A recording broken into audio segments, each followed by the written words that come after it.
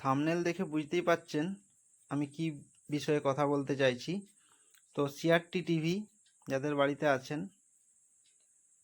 তো দেখবেন এই টিভিগুলি অনেক সময় বর্ষাকাল এলে বিশেষ করে একটা শব্দ আসে, শঁ শঁ বা ফ্যাটাক ফ্যাটাক এই টাইপের শব্দ। তো এগুলি সাধারণত বর্ষাকালের সাথে সাথে ওয়েদারের ফলে আসে।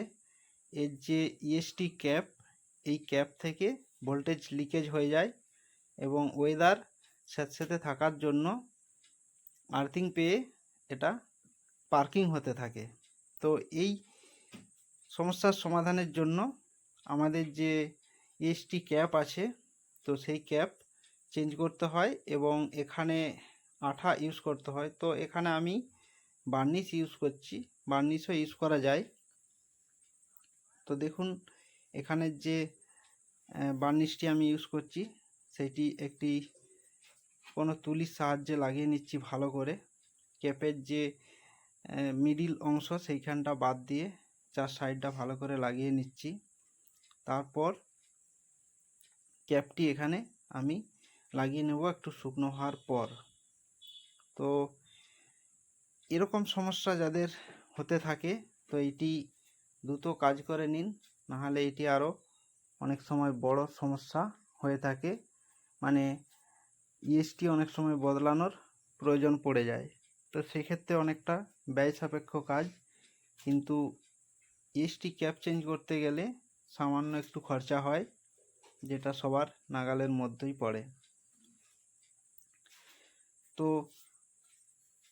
যে সমস্ত বন্ধুদের টিভি বর্ষার সময় একটু দেয়াল ঘেঁষে থাকে, তো আমি তাদেরকে বলবো তারা যদি দেয়াল থেকে কিছুটা দূরে রাখেন, মানে 1 থেকে 1.5 ফুট বা 2 ফুট, তো সেই ক্ষেত্রে এই সমস্যা অনেক কম হয় বা হয় না।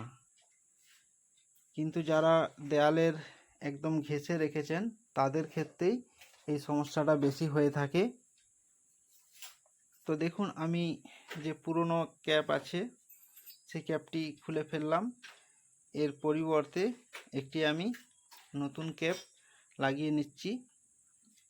তো এই কাজটি আপনারা নিজেরা বাড়িতে করবেন না, কেননা এই ইএসটি থেকে অনেক সময় কেন সব ক্ষেত্রেই ভোল্টেজ স্টোরেজ থাকে। তো এটি কোনো টেকনিশিয়ানের দ্বারাই করবেন। এই ভোল্টেজটাকে শর্ট করার পর এখানে হাত দেওয়া যায়, নাহলে কিন্তু একটা হাই ভোল্টেজ কারেন্ট প্রবাহ হতে থাকে কয়েক সেকেন্ডের জন্য। তো দেখুন আমি এটি এবার সোল্ডারিং করে নেব ভালোভাবে, যাতে এটি জুড়ে যায়, তারপর লাগিয়ে নেব। তো দেখুন সোল্ডারিং করে নিচ্ছি আমি।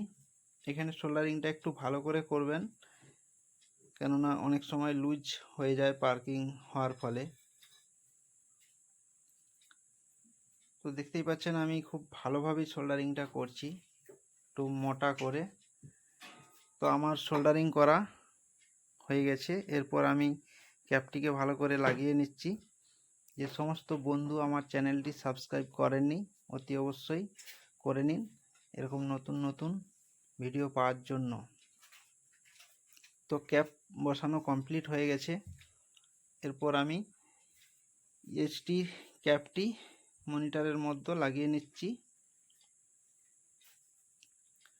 তো দেখুন এটা অলরেডি আমার বার্নিশও শুকিয়ে গেছে, যার ফলে আমি লাগিয়ে নিতে পারছি ভালোভাবে।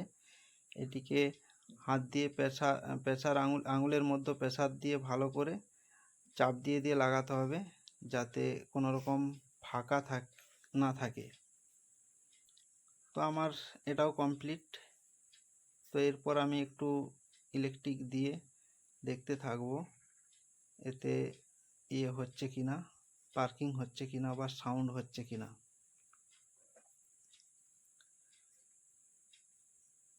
তো অলরেডি ইলেকট্রিক সাপ্লাই দিয়ে ফেলেছি।